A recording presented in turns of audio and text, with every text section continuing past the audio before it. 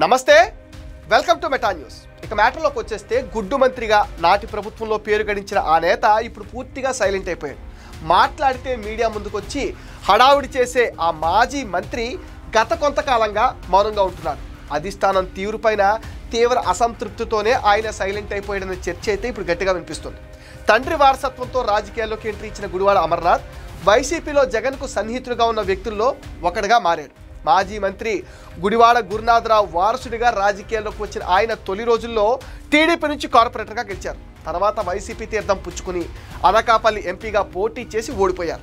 2019 ఎన్నికల్లో అనకాపల్లి ఎమ్మెల్యేగా గెలిచి గుడివాడ ఉమ్మడి విశాఖ జిల్లా రాజకీయ సభలు సమావేశాల్లో తన నోటి దూకుడుతో హైలైట్ అయ్యాడు. అలా వైసీపీలో తన ఇమేజ్ను పెంచుకుంటూ జగన్కు బాగా దగ్గరయ్యాడు. గెలిచిన మొదటిసారే జగన్ క్యాబినెట్లో జాక్పాట్ కొట్టిన గుడివాడ అమర్నాథ్ పరిశ్రమల శాఖ మంత్రిగా పనిచేసి అట్రఫ్లాప్ అయ్యారు.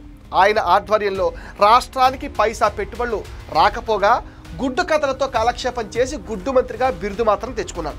అప్పట్లో ఆయన చెప్పిన గుడ్డు కథ పెద్ద ఎత్తున ట్రోలింగ్ గురైంది.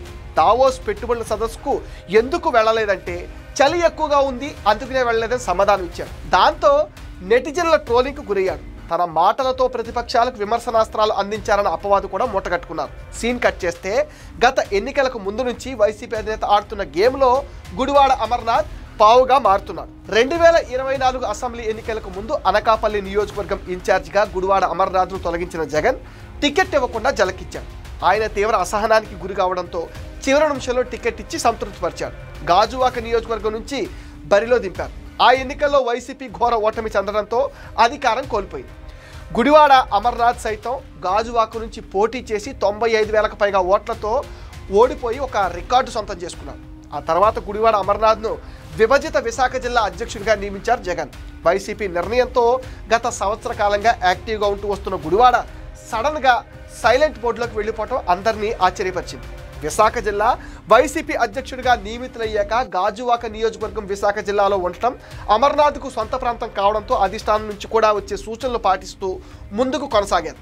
ఇంతలో జగన్ విశాఖ జిల్లా వైసీపీ అధ్యక్ష పదవి పీకేసి గుడివాడ అమర్నాథ్ను అనకాపల్లి జిల్లా వైసీపీ అధ్యక్షుడిగా నియమించారు. విశాఖ జిల్లా వైసీపీ అధ్యక్షుడిగా విశాఖ నార్త్ నియోజకవర్గం ఇన్ఛార్జి కేకే రాజుకు బాధ్యతలు కట్టబెట్టారు. దాంతో ఒక్కసారిగా విశాఖ జిల్లాతోనూ విశాఖ నగరంతోనూ రాజకీయంగా గుడివాడ అమర్నాథ్కు ఉన్న బంధం తెగిపోయింది. విశాఖ రాజకీయాల నుంచి తనను తప్పించడంతో ఆయన తెగ ఫీల్ అయ్యారు. మరోవైపు గాజువాక నియోజకవర్గం వైసీపీ ఇన్ఛార్జిగా తొలగించి అనకాపల్లి జిల్లాలోని చోడవరం నియోజకవర్గం ఇన్ఛార్జిగా నియమించడాన్ని గుడివాడ అస్సలు జీర్ణించుకోలేకపోతున్నాడట. అనకాపల్లి జిల్లా అధ్యక్షుడిగా బాధ్యతలు తీసుకున్న తర్వాత గుడివాడ అమర్నాథ్ పూర్తిగా సైలెంట్ అయిపోయారు.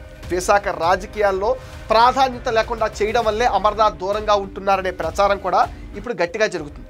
ఒకవైపు తాను కోరుకున్న నియోజకవర్గానికి తాను ఇన్ఛార్జిగా నియమించలేదన్న బాధ, మరోవైపు విశాఖ జిల్లా పార్టీ అధ్యక్ష బాధ్యతల నుంచి కూడా పీకేశారనే ఆవేదనతో గుడివాడ అమర్నాథ్ ఉన్నారట. తనను పొమ్మనలేక పొగ పెడుతున్నారని గుడివాడ అమర్నాథ్ తన సన్నిహితుల వద్ద కూడా వాపోయారట.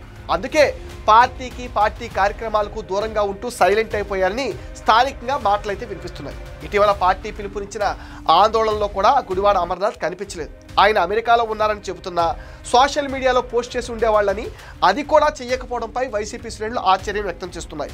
మొత్తం మీద గుడివాడ అమర్నాథ్ తీరును చూసి వైసీపీ వర్గీయులే ఆయన సినిమా అయిపోయిందని వ్యాఖ్యానిస్తున్నారు.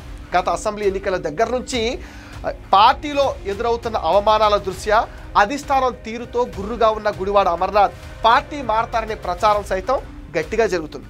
ఇది మెటా న్యూస్ అప్డేట్.